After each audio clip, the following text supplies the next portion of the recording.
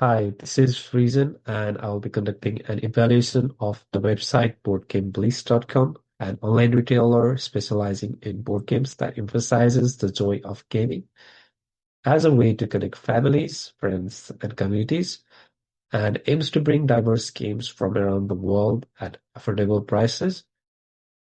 I'll be using the Web Content Accessibility Guidelines WCAG 2.1, and I will walk through 10 specific guidelines. I will show examples from this site and explain whether they are satisfied or not, as well as I will provide recommendation for improvement. Let's begin with Guideline 1.1, Text Alternatives. To test this, I have disabled images in Chrome. You can notice that there is no product images here, but text alternative is also missing. Like here, there's no image and no text alternative as well. We can also see that in the source code, the text alternative is left empty.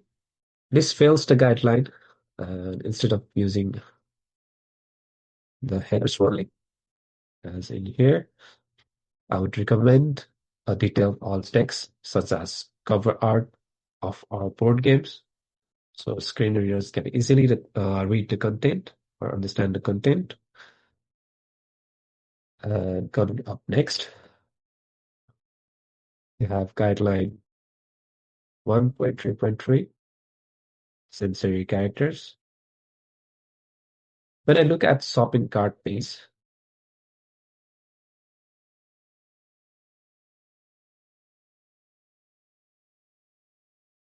it says taxes and shipping calculated at checkout. Checkout button is right after that. It does something, it does not say something like orange button or button on the right. This is important to the people with color blindness or someone using screen readers because it uses descriptive text like checkout. Therefore, it satisfies the guideline, and I would recommend to continue this practice. After 1.3.3, we have 1.3.4, orientation.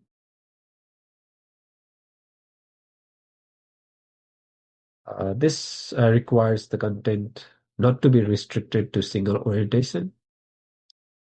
We can use inspect more. Um, we can see this website is responsive to the iPhone, and even if we go to iPad, it's responsive to all the types of devices. This site works perfectly even when I change the dimensions. Therefore, this satisfies the guideline. Next, we have 1.4.1, use of colors. On the board game list, let's look at the stock description of the games.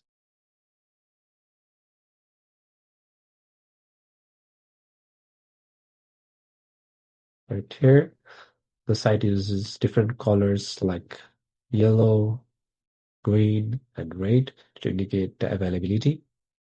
Green means the item is in the stock, yellow means it is low in stock, and the red means very low in stock. But importantly, the site does not really rely on these colors only. Its colors is paired with a descriptive text label.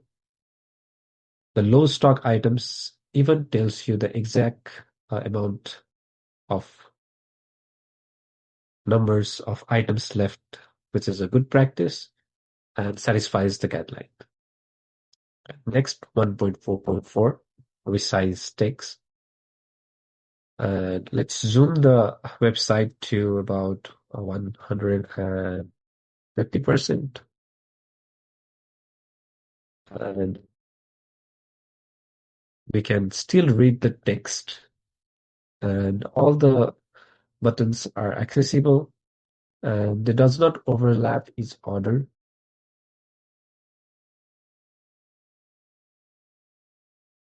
all the text remains readable and layout doesn't break. It helps user with low vision who rely on zooming to read. They probably don't need to carry a magnifying glass to just to read text in this site, which means it satisfied the guideline. Now let's move on to the 1.4.8 visual presentation.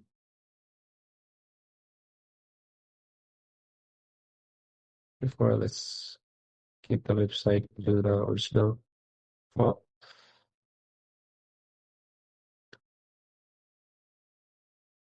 In most of the section of this website, the text does not overlap with the image and clear. But when we go in the What's New section, the names of the games are placed directly over the product images, which makes it difficult to read the text, like this one, the Capstone Games Rowdy Partners. It is difficult to read with the images and text in this overlapping each other, which means it doesn't fully satisfy the guideline. The product images makes it difficult to read with the text lacking the clear separation and sufficient contrast between these images and text. I would recommend using darker overlay or solid background using some hover effect to display images, making the title stand out, following the guidelines simultaneously. Following the visual presentation, we have the next guideline 2.1.1 keyboard. This guideline requires the functionality of the website to be available using the keyboard. And when I clicked the tab, I was able to access almost all the functionality available in the website.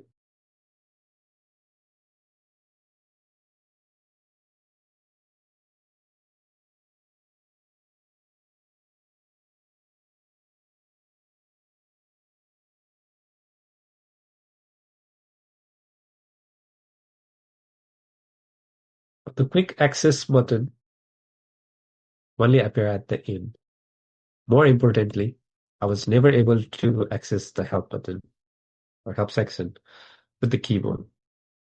And there is no such special shortcut keys mentioned in the website as well. That means this part of the site is inaccessible without the mouse.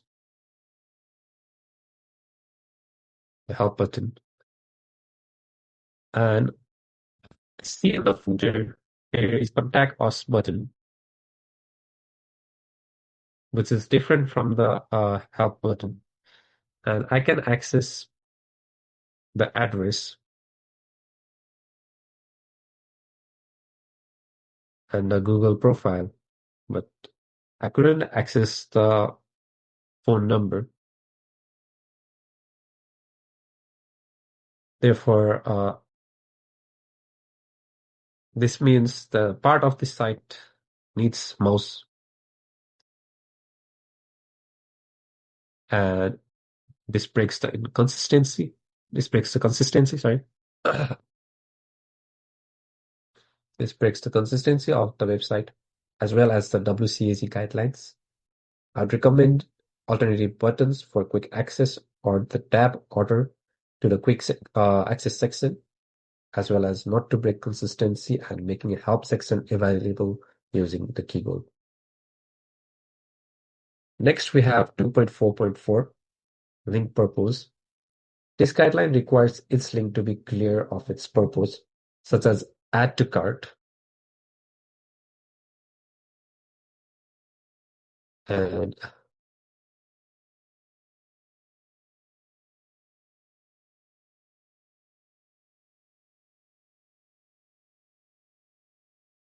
buy now, such as see the new games, add to cart, view all buttons. We can see in the footer, links,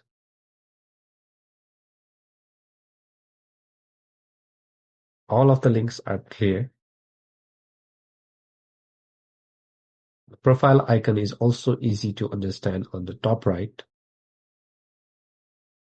It does follow the WCAG guidelines, but the bag icon as a card may be confusing. I would recommend using a text label to make it easy for the users. Another important guideline is 2.4.6, headings and labels. Similar to the link purpose, headings and labels to find on this website.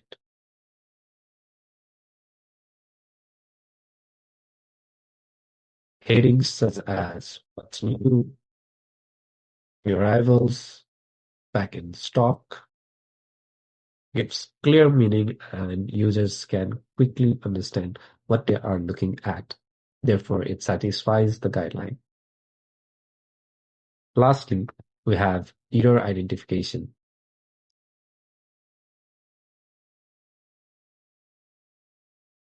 When an input when an input error occurs, this guideline requires clear error message to the users.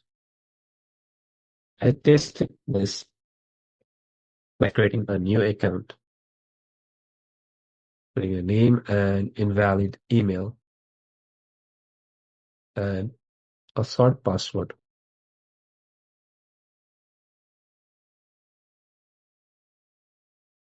Uh, and it shows the exact error, like email is invalid, or the password is too short, minimum is 5 characters.